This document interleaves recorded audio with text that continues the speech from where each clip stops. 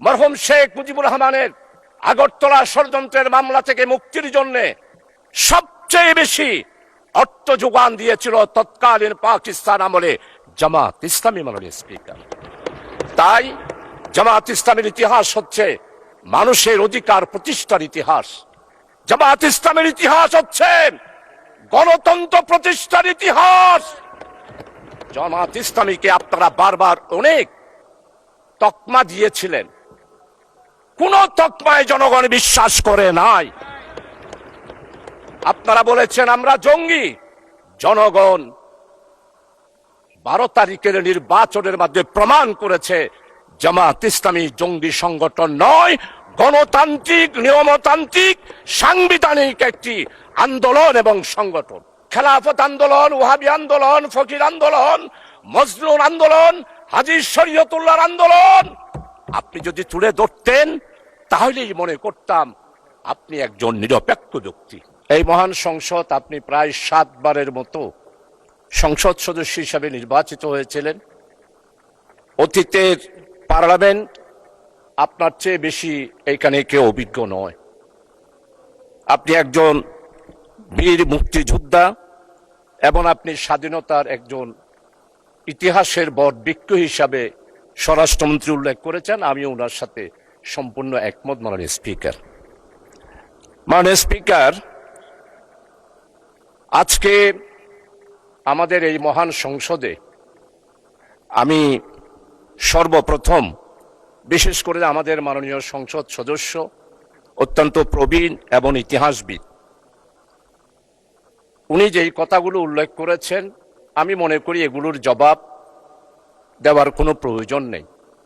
তার কারণ হচ্ছে জাতি জামাত ইসলামীকে ইতিহাসের কাঠগড়ায় এইবারের নির্বাচনে আনুপাতিক হারে ভোটের সংখ্যার দিক থেকে জাতি আমাদেরকে স্বীকৃতি দিয়ে দিয়েছে আমরা যে দেশপ্রেমিক, আমরা দেশকে ভালোবাসি, দেশের মানুষকে ভালোবাসি।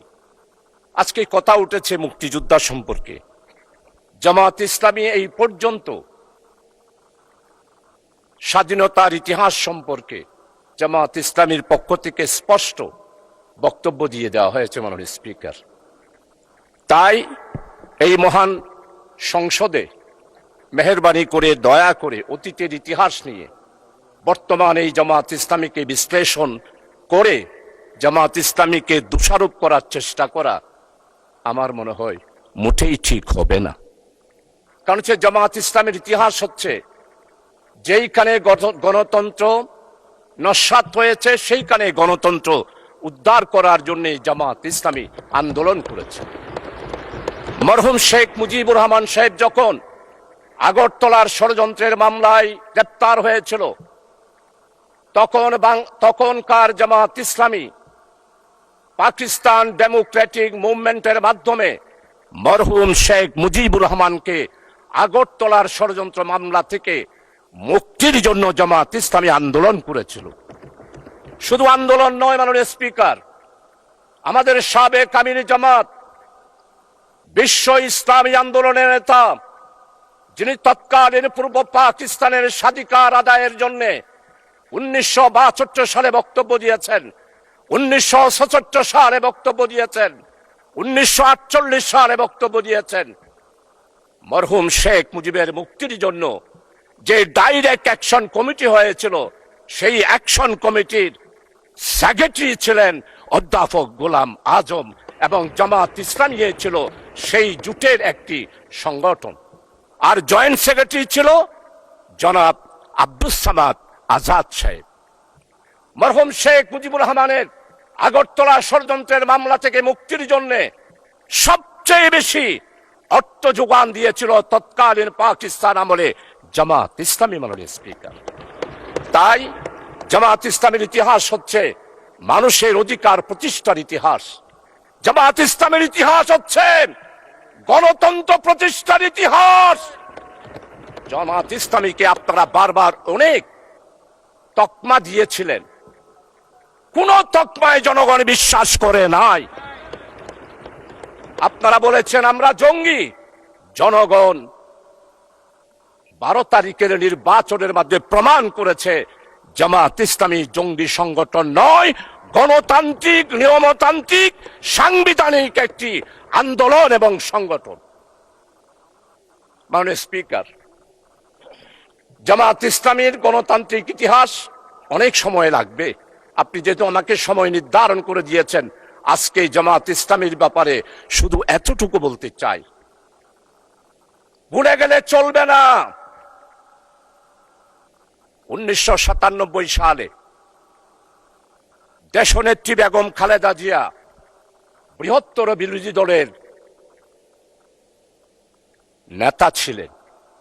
চট্টগ্রাম মেডিকেল কলেজে গেলেন, অবরুদ্ধ হয়ে গেল।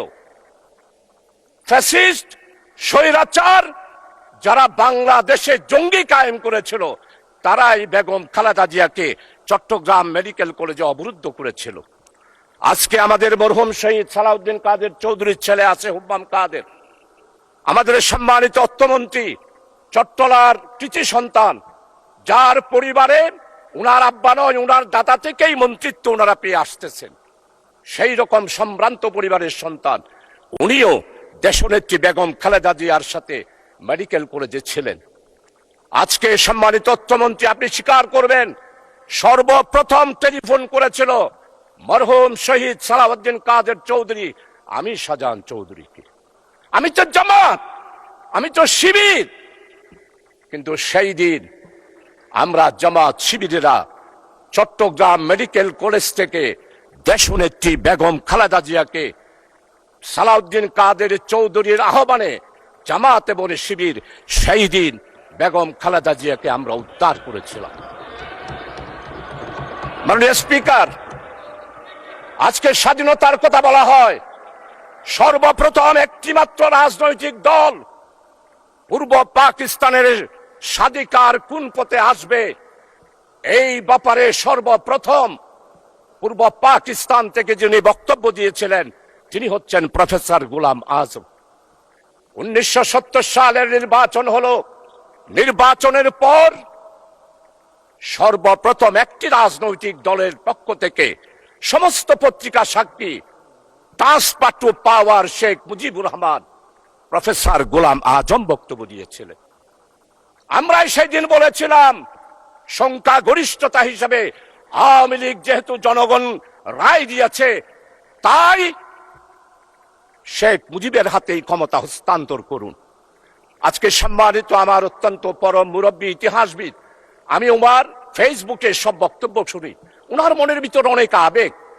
1757 সালের ইতিহাস আপনি তুলে ধরেছেন, পাল বংশের ইতিহাস তুলে ধরেছেন, কিন্তু আপনি কি ফরাজি আন্দোলন, ফকির আন্দোলন, খেলাফত আন্দোলন, ওয়াহাবি আন্দোলন, ওলামায়ে কেরামদের ইতিহাস আপনি তুলে ধরেন নাই?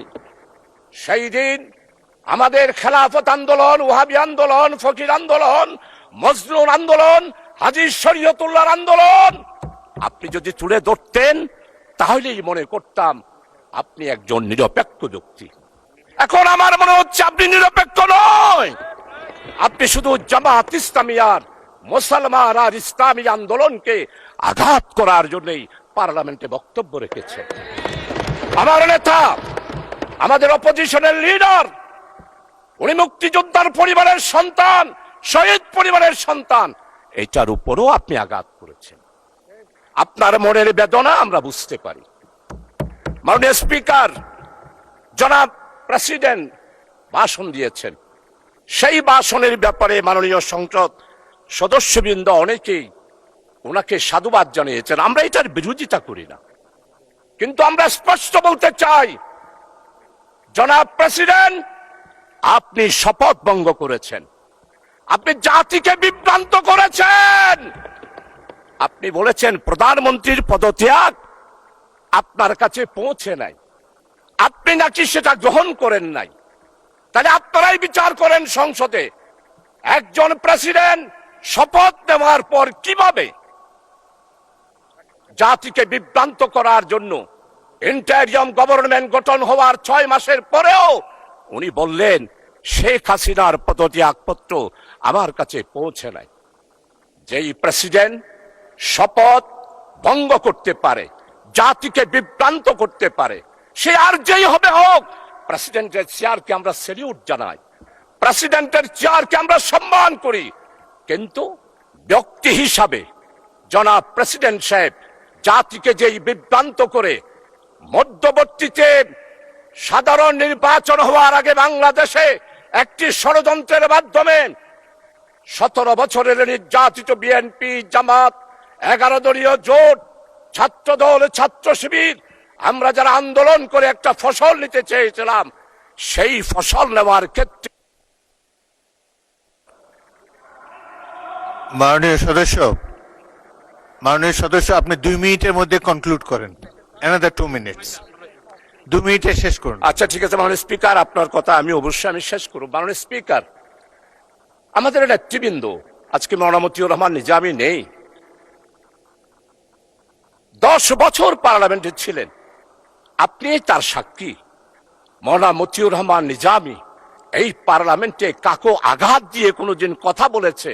আমি ওনার বক্তব্য লাইব্রেরিতে গিয়ে সব সময় পড়ি, যেমন শাহজিজের বক্তব্য পড়ি, তেমন মওলানা মতিউর রহমান নিজামী শহীদের বক্তব্য পড়ি। মাননীয় স্পিকার, আজকে মওলানা মতিউর রহমান নিজামীকে খুঁজে পায় না পার্লামেন্টে।